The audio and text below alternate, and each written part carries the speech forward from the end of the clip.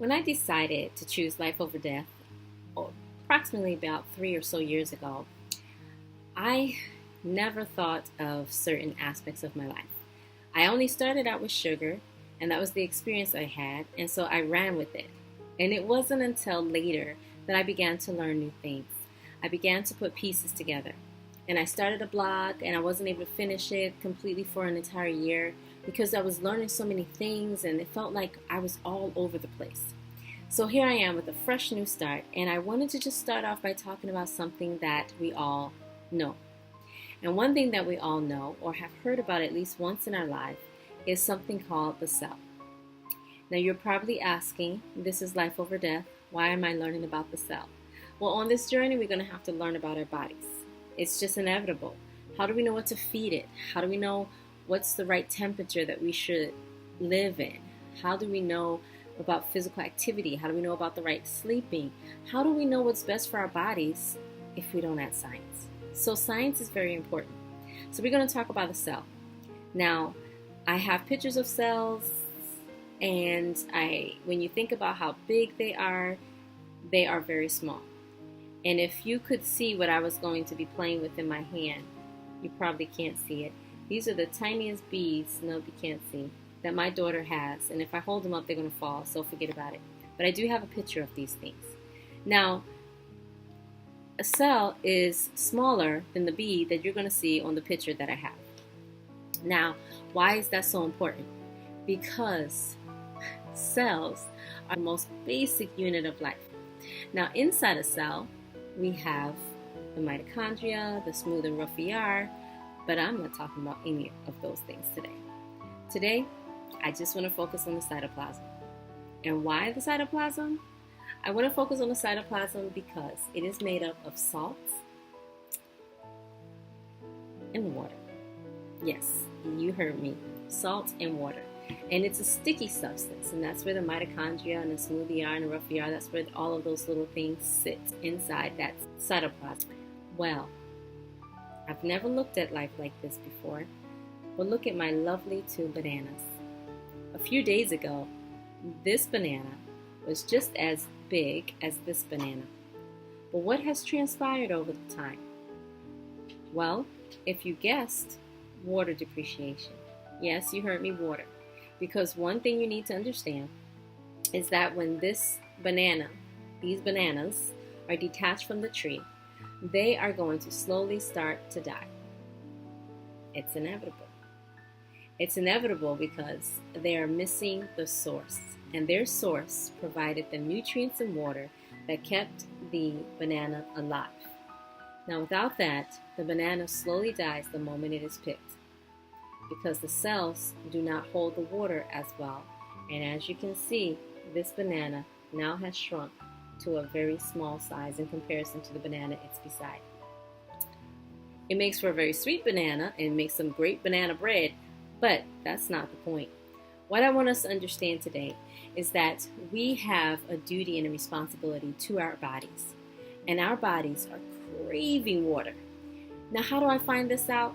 From my own life experience, because that's what this journey is about. It's about you getting healthy and understanding your body, and I'm on this journey. I'm understanding my body, and so I decided one day that I was going to take a challenge. I was reading a blog, someone else's blog on the internet, and I came across a young lady who's saying how she drank a gallon of water.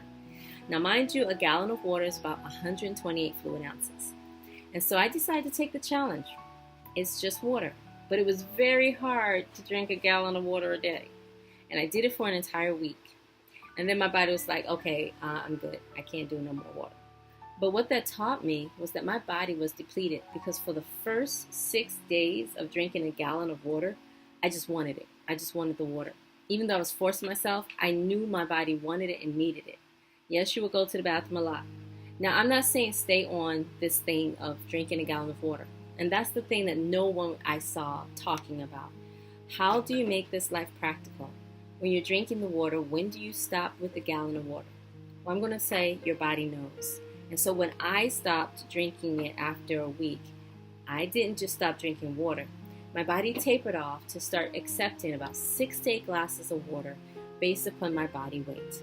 So if you're around a 129, 130 body weight, your average of drinking water is about 6 to 8 cups of water a day, based upon what we know of taking our body weight, dividing it in half, and then you can also, once you divide it in half, you can also divide it again by 8 so that it gives you how many cups. So if you're an average male around 160 pounds, you're talking about 10 glasses of water a day. That's 2 more than what I have to drink. So I have learned that we should not be counting our water. I know, surprise, surprise, surprise.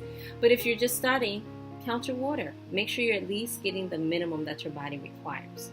You may have to start off getting a whole lot more until your body has tapered off and it's settled to know exactly what it needs. But for me, it took a week, and I noticed something. I noticed a great thing. My hair retained its buoyancy. Yes, it did. It doesn't just pull it and stick in the air. It actually returns back to hanging down again. And I also noticed from a female perspective that my cramps were gone. Now, like I said, it was a week of going ahead and drinking the water, a gallon of water a day. But then inevitably, in the long run, since my body tapered off, I was also able to maintain this drinking water 6 to 8 cups a day, and my cycles were pain-free. And I started thinking, you mean to tell me I suffered all this time from the time I was a little girl, until now with cramps? I used to take Midol and I don't know, you name it stuff. But I found that ginger calms the stomach, and drinking lots of water actually cured my problem completely. And so it's a challenge for us all. How much water are we drinking? Is our bodies getting enough? Are our bodies getting enough? Do we need more? Do we need less? What is your body craving? And how are we supposed to know this if we're not taking the time to know our bodies and understand how important it is? Now, a cell is so very tiny in our body, but cells come together and they make our tissues. Our tissues make our organs. Our organs make our systems, and the system becomes us walking around 37.2 trillion cells, and this was according to a study that was done in 2013. And it's just an estimate of how many cells are in our body. So if we're not getting enough water, you're saying to me that you're slowly allowing your body to become like this shriveled banana. Premature death at the cellular level. So what must we do? You heard me. Drink more water. And so that's what this video is all about, drinking more water. We're going to find out. As I was doing the video, I just wanted to ask some people, what are you doing? How much water are you drinking? And so we're going to just listen to what they said. How do they feel about the water intake that they're getting? And then we're going to think about it. How much water are we getting? What are you drinking? And if you don't mind me asking that question. No, I've been trying to lose weight, so I've been trying to drink 92 ounces a day. Awesome. High five. Most people forget how important water is and what it does for your body. How long have you been drinking about 92 ounces a day? Not very, like 3 weeks. 3 weeks. That's awesome. Yeah. How much have you had so far today? Probably 32. That's awesome. You're a rock star. I hope more people realize the importance of water. And thank you for your time today. You're welcome. Have a good day. You too. Around asking people how much water they might have drank in one day. Or like how much have you drank today? Let's see. Mine's just 8 ounces. Probably just 8 ounces today? How much do you normally get on a regular basis? I would probably say 8 to 20. 8 to 20? But Just a little bit more. What do you normally prefer drinking? Sweet tea. Sweet tea? Yeah. Okay, so you do get some of the water from the sweet tea. Okay. Just understanding how much important water is to you. You said 18 to 20 ounces a day? Yeah. We're going to try to get what, at least? Yeah. At least 60 ounces? Yes. I do know that. Probably have to follow with 8 ounces of water. 8 Did you know that? No. For every Coke that you drank.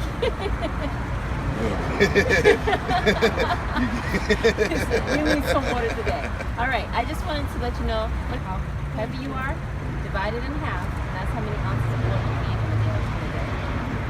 So try to get more water and less of just the Coke. And it's nice talking with you. Have a good day. You do the same. Bye. Bye. Like, how much water do you guys drink? I drink a lot when I'm at work. A lot That's when you're like at work? all I. All the Yeah. time? So how much have you had today so far? I'd say at least like 3. You I probably had have 3 3 Yetis. Probably 3 Yetis. For Wait, water 3 about 16 ounces Yes, of yeah. water? Yeah. Oh, okay, so serious water. Yeah. Yeah, because I see you guys are out walking.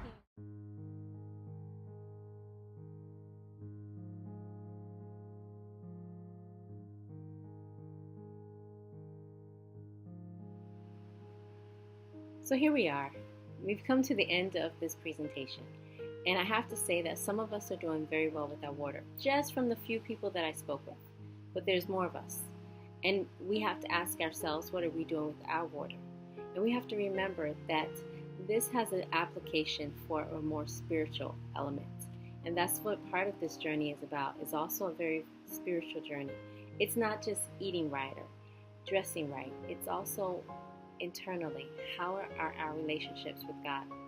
And so one of the things that this journey reminded me of, because we're talking about water, we have to understand that even God, when he spoke to the woman at the well, mentioned that if she knew who was asking for water, she would inevitably ask him for water, saying that this water that you're going to drink, I'm going to drink this today. I'm going to be thirsty again in a few hours. So the idea is that you're going to be thirsty after drinking this water, but it's very vital and important for your health and for your life. But what is it that you can take? What is it that you can drink that's going to allow you to be satisfied for a longer period of time? And we have to understand. We have to go to Isaiah 12, verse 3, and I'm just going to read it for you. And it simply says, "Therefore with joy shall ye draw water out of the wells of salvation." So it looks as if what we're focusing on is something applicable to our natural world, to our physical bodies. We need the water, but we also need the living water that only comes from Christ. And so as you stay tuned for the video and you make sure you subscribe below, I will be sharing more health nuggets along with spiritual nuggets, so that as we grow physically and get strong and healthy with our bodies, we are also stronger and healthier with our minds. Stay tuned. Water Part 2 resumes.